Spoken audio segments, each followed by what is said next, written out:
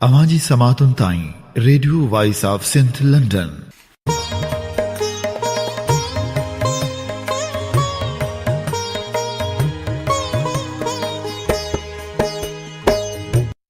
Radio voice of Sindh लंडनचे ॿुधंदड़नि जी ख़िदमत में वीना श्रृंगीचा सलाम क़बूल पवन। अव्हांखे गुरु नानक जे जनम ॾींहुं गुरपुर्ब जूं मां पंहिंजे तरफ़ां ऐं मेज़बान जनाब इमदाद साहिब तरफ़ां ऐं सॼे स्टाफ तरफ़ां वाधायूं पेश करियां थी।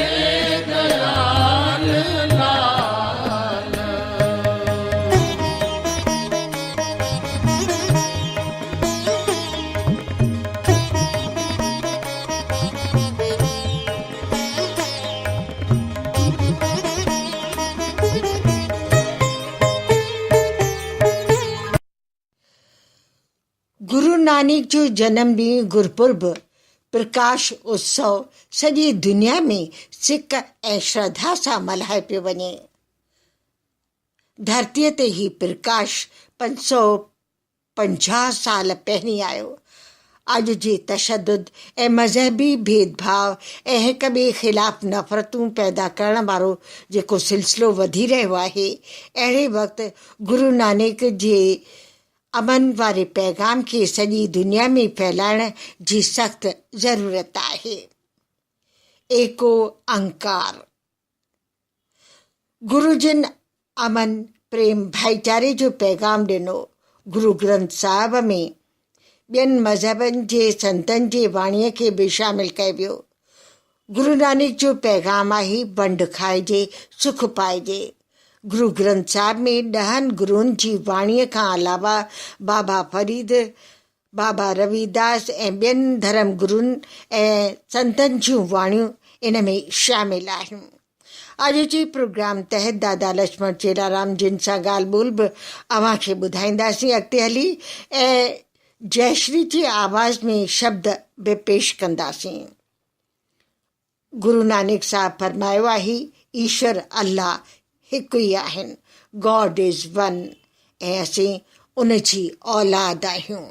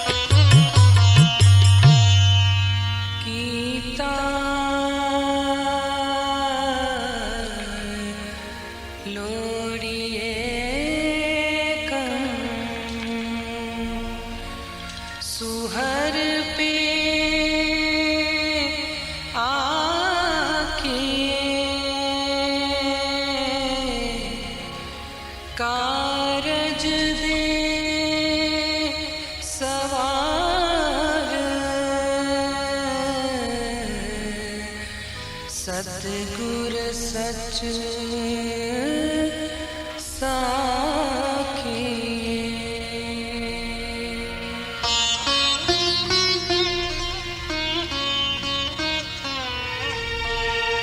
थिर घर बैसो हर जन प्यारे, फिर घर बैसो हर जन प्यारे।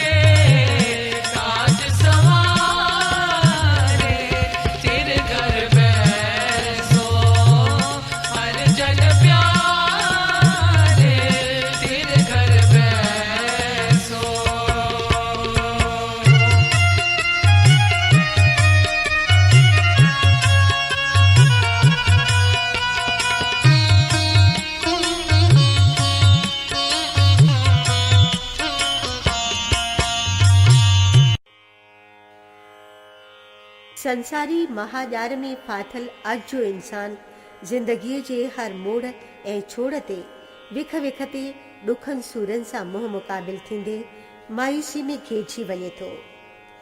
बेशुमार मायूसियुनि ऐं उदासियुनि जे भंवर में गोता खाईंदे किनारे जी तलाश लाइ जाखोड़ ऐं हणपट करे थो।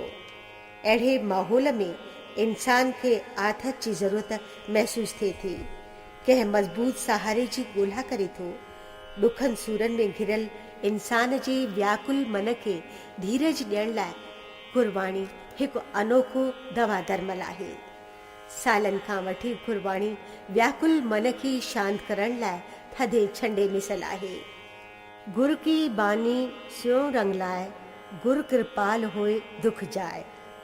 इन अमर रहस्य जो पूज्य दादा चेलाराम जिन देश जे विरहाङे खां अॻु सोहारी सिंध जे शहर कराची जे गुर मंदिर में कीर्तन कंदा हुआ।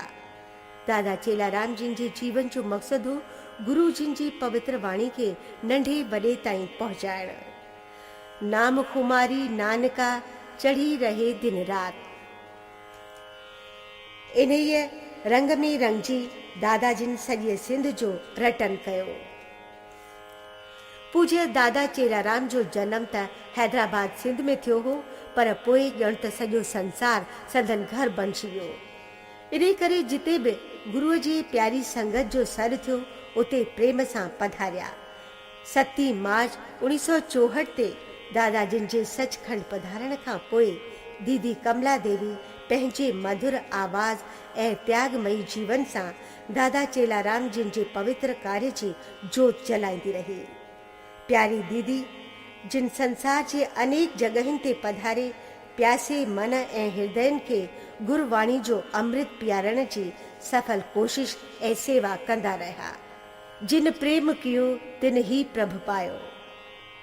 31 दिसंबर साल 1980 ते प्यारी दीदी कमला देवी सचखंड पधारण खां पोइ दादाजी जी पीढ़ी दर पीढ़ी उन्हनि जे पवित्र कार्य के बिना रोक टोक जोत मां जोत जलाईंदे अॻिते वधाईंदा रहिया आहिनि। इन कड़ीअ ऐं सिलसिले खे अञा अॻिते वधाईंदे श्री लक्ष्मण चेलाराम जिन श्री गुरु ग्रंथ साहिब जो तर्जुमो अलॻि अलॻि भाषाउनि में करे दादा जिन जे पवित्र कार्य खे अञा ऐं अञा अॻिते वधायो आहे। जय श्री ऐं संदीप खे साण खणी श्री लक्ष्मण चेलाराम जिन देश विदेश में अॼु बि कीर्तन यात्राऊं करे बेशुमार प्यासनि मननि खे अमृत नाम पियारण जी निष्काम सेवा करे रहिया आहिनि। अॼु साइंसी दौर आहे। नई सदीअ में कैसेट ऐं सीडी जहिड़ी ॿी का सुहिणी सौगात थी नथी सघे। अॼु कमज़ोर बुज़ुर्ग दीन दुखी इंसान सत्संग ताईं किन मजबूरियुनि करे पहुची नथा सघनि। अहिड़े माहौल ऐं हालतुनि में सत्संग उन्हनि ताईं अची पहुचे थो।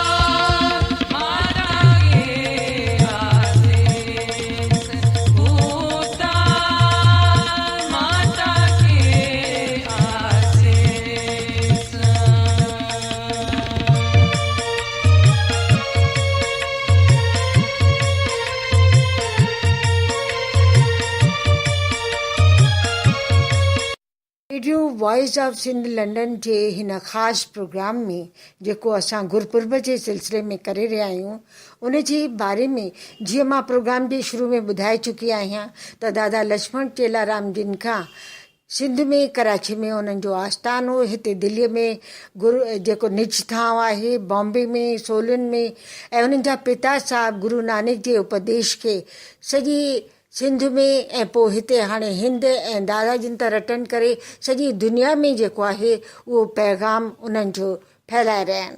संदन कुटुंब जा भाती पुटु जेको कैप्टन आहे संदीप मनसुखाणी, नुंहुं सिमरन, धीअ जयश्री ऐं ॿार सभु गुरु जिन जे सेवा में लॻल आहिनि।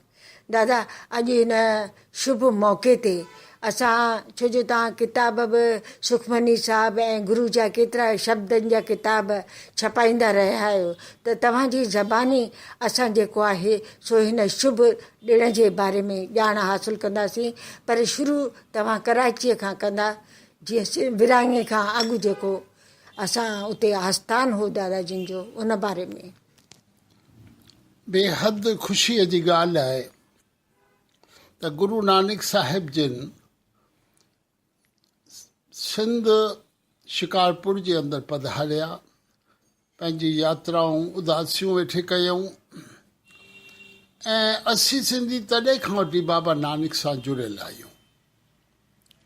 गुरु नानक साहिब जिन जी अपार कृपा असां सिंधी समाज जे मथां आहे, छाकाणि त जे ॾिठो वञे त इहे सिंधी ई श्रद्धालु प्यारा आहिनि जिन गुरु ग्रंथ साहिब जो पहिरियों अर्थ अनुवाद सिंधीअ में पहिरियों अनुवाद गुरु ग्रंथ साहिब जो सिंधियुनि कयो हो।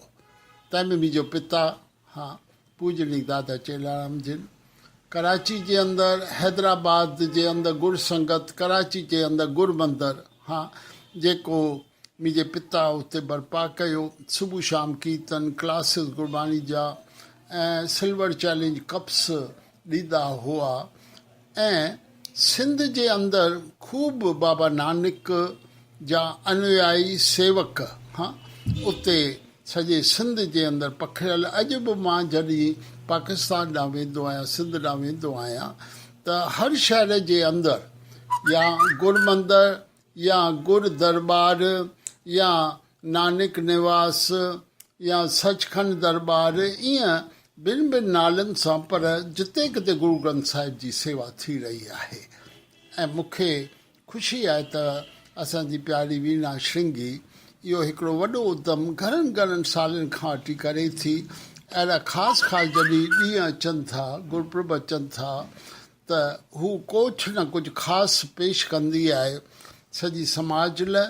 ऐं अॼु ख़ुशी आहे त गुरु नानक साहिब जे जनम उत्सव जे उपलक्ष्य में ही कुझु गुरु ग्रंथ साहिब जो जेको जीवन चरित्र आहे ऐं 15 अप्रैल 1469 में वास्तव में तॾहिं आगमन थियो तलवंडी जे अंदरि, जंहिंखे अॼुकल्ह नानकाना साहिब असीं चऊं था। पर कुझु अहिड़ियूं परिस्थितियूं आयूं जो सभिनी मिली इहो जनम ॾींहुं उन्हनि कार्तिक जी जेका पूर्णमाशी आहे, कतीअ जी पूर्णमाशी, तॾहिं ही गुरुपुरब मल्हाइनि था। ऐं मालिक कृपा करे जे असीं गुरु नानक साहिब जी शिक्षा खे खणूं त उहा शिक्षा कमाल जी आहे। कमाल हू हिकु इंसान खे बहितर इंसान ठाहिणु चाहिनि था। इहो हिकिड़ो संदेश प्यार जो, ख़ूब जो ऐं मिलवर्तन जो। हुननि रुगो हिकु परमात्मा जी ॻाल्हि कई, उन्हनि त इहो बि चई ॾिनो, कोई बोले राम राम, कोई ख़ुदा आहे, कोई सेवै गुसैयां, कोई अलाह। हीअ सभु परमात्मा जा भिन्न भिन्न नाला आहिनि। आहे त पर्सनैलिटी शक्ति हिकिड़ी आहे, उनखे घणनि ई नालनि सां कोठियो वञे थो। जीअं जल आहे, सभिनी जी प्यास बुझाए थो। जल खे केरु पाणी था चवनि, जल खे केरु वाटर था चवनि, केरु उनखे तोयम था चवनि, पर इहे पर्यायवाची शब्द आहिनि। ईअं ई परमात्मा त हिकु ई आहे जिन सभिनी खे साॼो आहे, जेको सभिनी जी पालना करे थो। त गुरु नानक साहिब जो जेको पावन पवित्र जीवन आहे, जीअं असीं गुरु ग्रंथ साहिब जे अंदरि ॾिसूं त उन्हनि जा 976 शब्द ऐं सलोक 19 रागनि में दर्ज थियल आहिनि गुरु ग्रंथ साहिब में। जी ऐं मूं गुरु ग्रंथ साहिब जो अर्थ हा पंहिंजो देवनागरी सिंधी, अरबी सिंधी, तंहिंखां पोइ गुजराती, मराठी, बंगाली, पंजाबी जे अंदरि मुकमल अनुवाद पहिरें अंग खां वठी 1430 अंग ताईं कयो आहे। दादा हिकु सुवाल मां पुछंदसि त तव्हां जेको आहे सिंध में जेको तव्हांजो हो गुरु मंदरु हो किथे हो ऐं कॾहिं निकिता, कहिड़ियुनि हालतुनि में निकिता? उहो सभिनी खे ख़बर आहे त हिकु त गुरु मंदरु इहो कराची जे अंदरि टकरीअ ते, जी हा उते हूंदो कृष्ण कॉलोनी जे पासे खां। अॼु खूबी इहा आहे उन गुरु मंदर जी 1947 में जीअं ॿिया घणेई सिंधी सिंध मां निकिता, ॿार जे ॿिनि हंधि के विदेश में विया हली, असांजा पिता दिल्लीअ जे अंदरि आया ऐं असीं उतां 1947 में हलियल आहियूं, हाणे दिल्लीअ में आहियूं। पर गुरु मंदर जी महिमा अॼु बि इहा मां तव्हांखे ॿुधाइणु चाहींदुसि त जेको उते गुरु मंदरु आहे उते अञा बि संगमरमर जे पथर ते लिखियलु आहे गुरु मंदरु, अञा बि लिखियलु आहे ऐं उन एरिया जो नालो ई गुरु मंदरु आहे। जे कंहिंखां बि ताईं पुछंदा भई हीउ गुरु मंदरु छा आहे, कंहिंखे ख़बर कान्हे, पर एॾो त मशहूरु इहो अखर आहे गुरु मंदरु जो अॼु ताईं ॾिसंदा त बस स्टैंड जो नालो गुरु मंदरु, उन एरिया जो नालो गुरु मंदरु। इहो गुरु मंदर में मुंहिंजो पिता सुबुह शाम माता कीर्तन कंदा हुआ पंहिंजे परिवार ऐं सत्संगुनि सां गॾु। हाणे पिता उहो ई स्थान उते नालो वरी ॾिनऊं निजथाऊं, जेको पूसा रोड दिल्लीअ में आहे, खार बम्बई में आहे, पूने में आहे ऐं वॾो भव्य आश्रम उन्हनि ठारायो 1959 में सोलन हिमाचल प्रदेश में। मूं ॾिठो, मां सोलन जो बि ॾिठो आहे, बॉम्बे जो बि ॾिठो आहे ऐं दिल्लीअ वारे निजथां में बि मथो टेकण ऐं कीर्तन ॿुधण जो मौक़ो मिलियो आहे। ऐं हिकिड़ी ॻाल्हि मूं ॾिठी ॾाढी सुठी, जेका सोलन में हिमाचल प्रदेश में वञणु थियो त उते जेको आहिनि अलॻि अलॻि धर्म ग्रंथ जेके आहिनि से रखियल हुआ। त अॼु जी जॾहिं हिन अफ़रा तफ़री जे दौर में दहशत जो माहौल आहे, नफ़रत जो आहे, मज़हब जे नाव ते कनि था, त उते मां मंदर में ॾिठो त 3 ग्रंथ रखियल आहिनि। बिल्कुलु इहा परंपरा मुंहिंजे पिता 1959 में जॾहिं हितां विया पे सोलन ॾांहुं रिटायरमेंट खां पोइ, पहिरियों त 58 में निजथाऊं ओपनिंग थी हुई पूसारो दिल्लीअ ते, त उते उन्हनि सभिनी खां पहिरियों क़ुरान रखियो, बाइबिल रखियो, श्रीमद भगवत गीता रखियईं, रामायण रखियईं ऐं वेद रखे ऐं गॾोगॾु गुरु ग्रंथ साहिब जो प्रकाश मेन रूप में रखियऊं। त इहा बि हिकु पिता जी हिकिड़ी वॾियाई हुई ऐं हू चवंदा सभु ही ग्रंथ हिकु मालिक जी चर्चा कनि था। इन करे भेदभाव कुझु बि कान्हे, का बि संप्रदाय कान्हे। आध्यात्मिकता जे अंदरि संप्रदाय अखर आहे ई कान्हे, भेदभाव आहे ई कान्हे। ऐं गुरु ग्रंथ साहिब पूरो आध्यात्मिक हिकु ग्रंथ आहे जंहिंमें 36 महापुरुष विराजमान आहिनि। हाणे इहे महापुरुष के बनारस जा आहिनि, के बंगाल जा आहिनि, के महाराष्ट्र जा आहिनि, के राजस्थान जा आहिनि, के मध्य प्रदेश जा आहिनि, हा के हरियाणा जा आहिनि, के पंजाब जा आहिनि। त इहो भेदभाव गुरु ग्रंथ साहिब में कान्हे, हीउ हिकु आदर्शमय ग्रंथ आहे। ऐं बाबा नानक छाकाणि त जेका फाउंडेशन रखी उहा कमाल जी आहे, कमाल जी आहे। ऐं भाई बाले खे गॾु रखियऊं, भाई मर्दाने खे गॾु रखियऊं। ऐं इहा ई हिकिड़ी चर्चा जॾहिं करतारपुर जे अंदरि रावी किनारे में आख़िर में जॾहिं पंहिंजो शरीर जो त्याग कयो अथनि, तॾहिं बि ॿिन्ही जे अंदरि इहो वीचारधारा थी। हू चए त बाबा नानक असांजो, हू चवनि बाबा नानक असांजो। इन करे अॼु बि गुरु नानक साहिब जे पवित्र यादि में जिते उन्हनि शरीर जो त्याग कयो, करतारपुर जो वॾो गुरुद्वारो आहे। ऐं साथ में साथ ॾिठो वञे त उते बि सभु कुझु आहे, सभु कुझु आहे संतनि वटि, महापुरुषनि वटि ऐं फ़क़ीरनि वटि को भेदभाव कान्हे। त गुरु नानक वटि को बि भेदभाव कान्हे। तव्हां हितां यात्रा जे लाइ सिंध बि विया हुआ जिते गुरु जा आस्थान आहिनि, उते उन जे बारे में ॿुधाईंदा। ऐं इन खां अलावा दुनिया जे अलॻि अलॻि मुल्कनि में तव्हां वञो पिया, पैगाम पहुचाइण जे लाइ। त पंहिंजी इहा कीर्तन यात्रा ऐं गुरू जो जेको अमन प्रेम भाईचारे जो पैगाम आहे उन जे बारे में पहिरीं जेको सिंध में हर साल मेलो लॻंदो आहे हितां जथा वेंदा आहिनि, थोरो उन जे बारे में ॿुधाईंदा। हा, मां जॾहिं सिंध में घणी दफ़ा वियो आहियां त उते ख़ासि करे कराची जे अंदरि बि गुरू नानक दरबार आहे, ॿियूं बि दरबारियूं आहिनि। हैदराबाद सिंध जे अंदरि आहे। ख़ासि करे मां हैरान थियुमि, शिकारपुर जे अंदरि समाधा आश्रम आहे। ऐं वरी असीं अॻियां वञूं उते त उते ॾहरकी, हा उते बि सन साईं साधराम साहिबु उते हूंदा हुआ, साईं सतराम दास, साईं कंवरराम भगत, हा शदाणी दरबार आहे। ऐं नानकाना साहिब में त बाबा नानक जो आगमन थियो। उते हर साल वॾो मेलो लॻंदो आहे जिते सिंधी, सभु सिंध जा घणेई उते ईंदा आहिनि, अची सेवा कंदा आहिनि लंगर जी, हा संगत जी। ख़ूब सिंधी समाज जे अंदरि इहो आहे त असीं सभु गुरू नानक जा भंवर आहियूं, गुरू नानक जे नाले ते पाण खे फिदा कंदा आहियूं। न रुगो नानकाना साहिब, वरी वैसाखी जे ॾींहंनि में असीं पंजाह साहिब जे अंदरि उते पंजो आहे, हा हरी सिंह नलवा इहो नालो रखियो हो पंजाह साहिब। इहो वरी इते पंहिंजो पंजाब जे अंदरि आहे जिते वली कंधार हिकिड़ो फ़क़ीर हूंदो हो। कंहिं क़दुरु भाई मर्दाने खे जल प्यास हुई, उन प्यास न जल न ॾिनो, तॾहिं उन गुरू नानक लाइ चयईं त भई हू जे हिकिड़ो तुंहिंजो पीर आहे, फ़क़ीर आहे, गुरू आहे, त हू जल पाणी तोखे प्रगट करे पीआरींदो।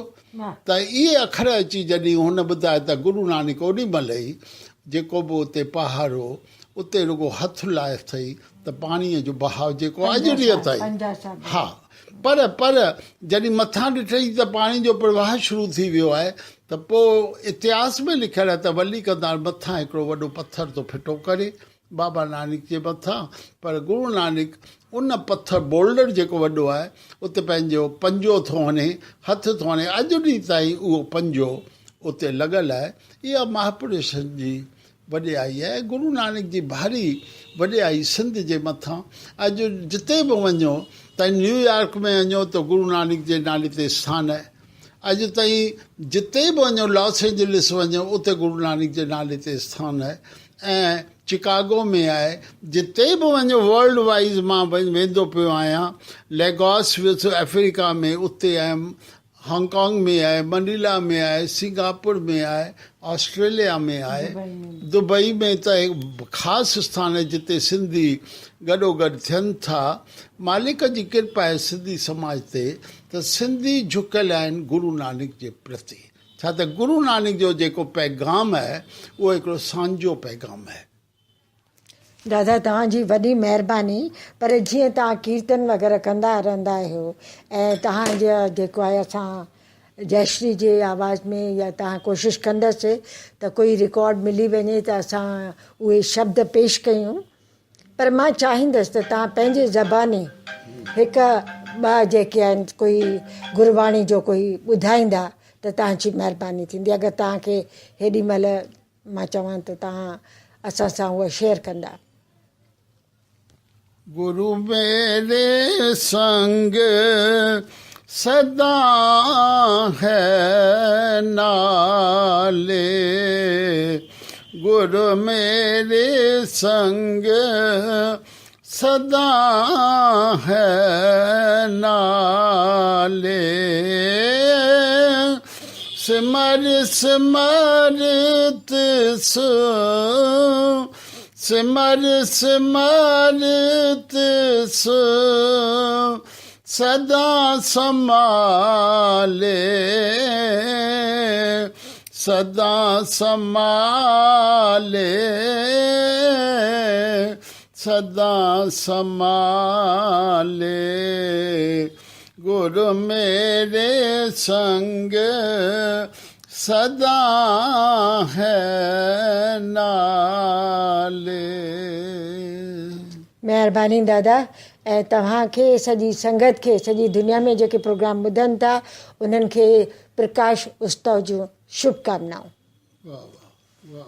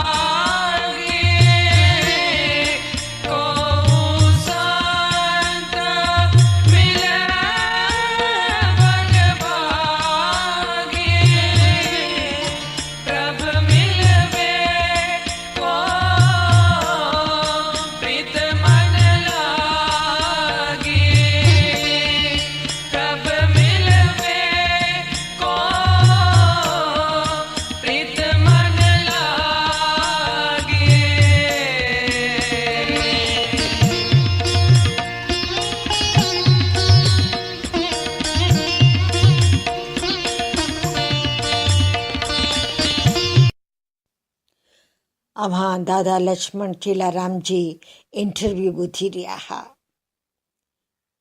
ऐं हींअर प्रोग्राम ख़तमु करण जी अव्हां खां इजाज़त वठंदासीं।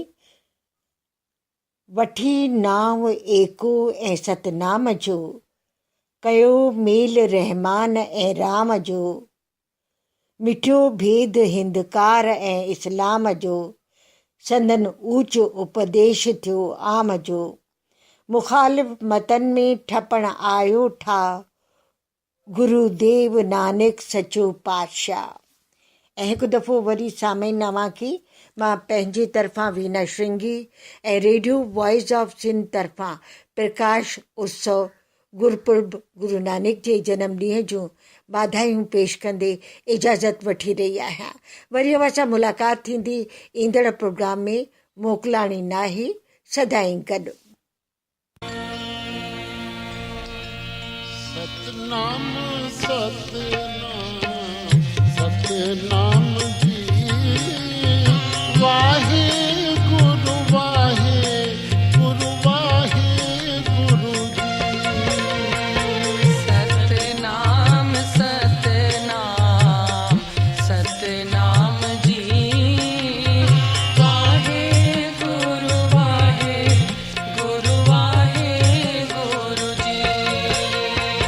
सतनाम सतनाम सतनाम जी, वाहे गुरु वाहे गुरु वाहे गुरु जी।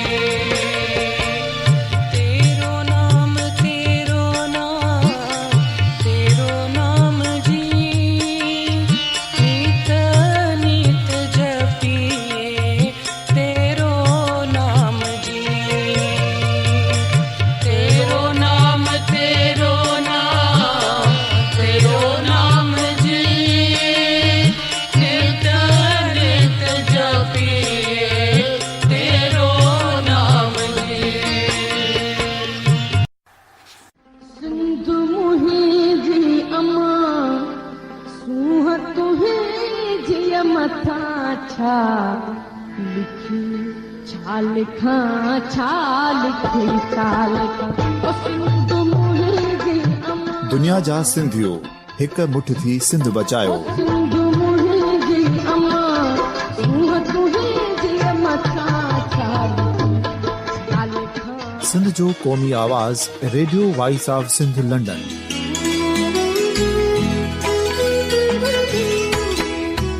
Radio voice of Sindh London पंहिंजी नशरियात में सिंध जी सियासत, समाज, इक़्तिसादियात, तारीख़, क़ौमी उमंगुनि ऐं इख़्लाक़ियात मुतलिक़ सिंध जी हक़ीक़ी तर्जुमानी कंदे प्रोग्रामनि खे असराइतो बणाइण लाइ सिंध जे घण घुरनि ऐं धरतीअ सां प्यार कंदड़ अदीबनि, दानिश्वरनि, सहाफ़ियुनि, उस्तादनि, वकीलनि ऐं हर तबिके जे मानवारनि सजणनि खे सिंध में शऊरी इनकलाब लाइ सहकार जो सॾु ॾियूं था। अचो त गॾिजी सूफ़ियुनि ऐं संतनि वारी सिंध जो ओज हिकु मुठ थी वरी वापसि आणण वारे सफ़र जा साथारी बणिजऊं।